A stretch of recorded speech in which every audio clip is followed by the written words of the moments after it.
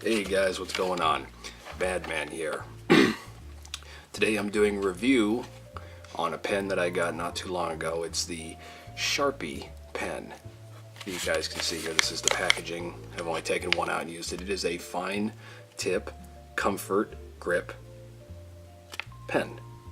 This is really, I found this to be really good for lining. So typically what I normally use with my lining is I use another Sharpie pen. This is the very first kind that I really used. You can see it's very, very fine tip. This one, however, has that fine tip, but it's just a little bit different style, and it's got a nice kind of rubberized grip so your fingers don't slip. So what I've done is I have sketched out something like I normally do, and then I'm going to show you how I line it and kind of talk about this pen a little bit. So let's go ahead and start lining. One thing I really like about this pen is that it feels very good for lining. It's very comfortable to use, and I'm not the best liner in the world, but I definitely enjoyed lining with this pen. It has a very comfortable balance and grip to it. The ink spreads very smoothly, which I like,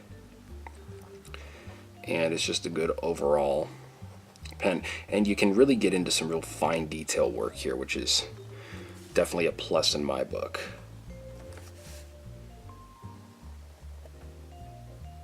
I got this pen, let's say a couple weeks ago, and I've used it on a couple little projects, and so far I really like it.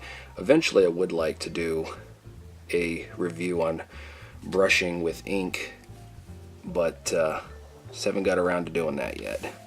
Been kind of busy and got a lot of stuff going on. I need to get on that because I think that'd be a really fun review.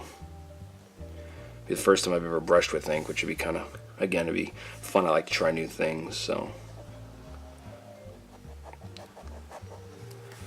But as you can see, you can get into some really good tight places with your lining,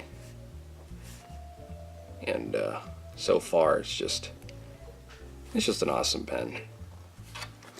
Any of you guys that are out there that are looking for a good lining pen, I would definitely recommend starting off with this and kind of just getting used to how it works. I mean, you can get some pretty good lines in there, real fine. One thing with lining pens is you don't really want to do any shading or darkening with them. I mean, you could do some light shading if you're cross-hatching or something, but when it comes to actual, like, you know, unless you're darkening a small area, I wouldn't use it for that. You want to use something that's a little bit thicker and cover more mass. Get the individual hairs with this, which is kind of what I like. Boom. Boom. So as you can see, this is kind of what you do with your lining. If you want to do some cross hatching, you can definitely do that if you like. If you want to make it a little bit more on the cartoony side.